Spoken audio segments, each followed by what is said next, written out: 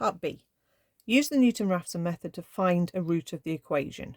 Okay, so starting with x0 is 1, write down the value of x1 and determine the root correct to 1 decimal place.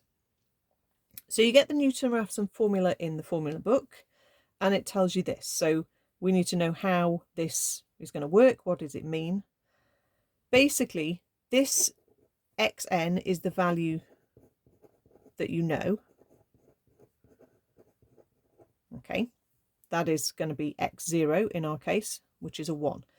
F of x0 just means the value of the function when x0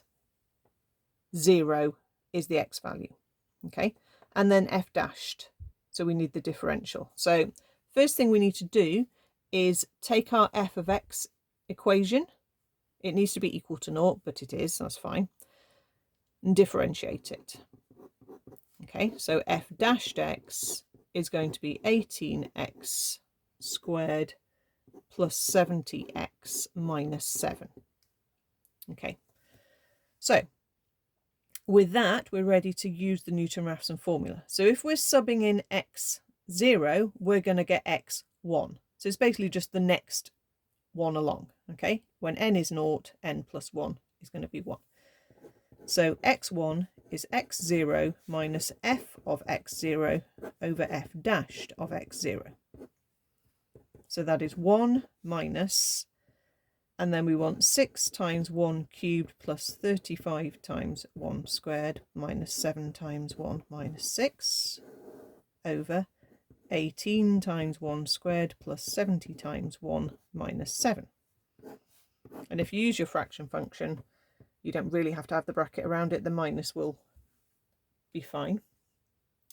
So type all that in and you will get x1 is 53 over 81, which you can write down as a decimal if you want to as many decimal places as you've got. Right, for part 2, you have to keep doing the formula over and over, but obviously it's a pain in the neck to have to retype this in all the time. So what we're going to do is type it once more, but this time we're going to use the answer button. Okay, so the next one is going to be take the answer you've got for x1 and sub it in here,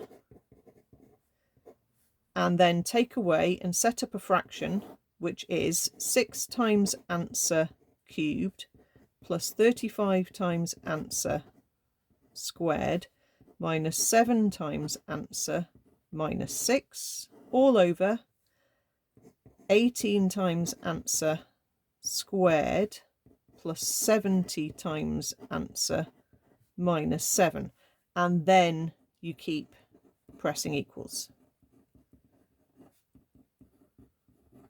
Okay, you don't need to record all of the intermediate decimals unless it asks you to, and it didn't ask you here. Okay, your decimals should either settle down to a long decimal that doesn't change, or actually in this case it settles down to a nice decimal, which is 0.5. Okay, and that is the value of the root correct to 1 decimal place. Okay, as you keep pressing equals, you basically get 0.5, and a tiny little bit of a decimal after that. Okay.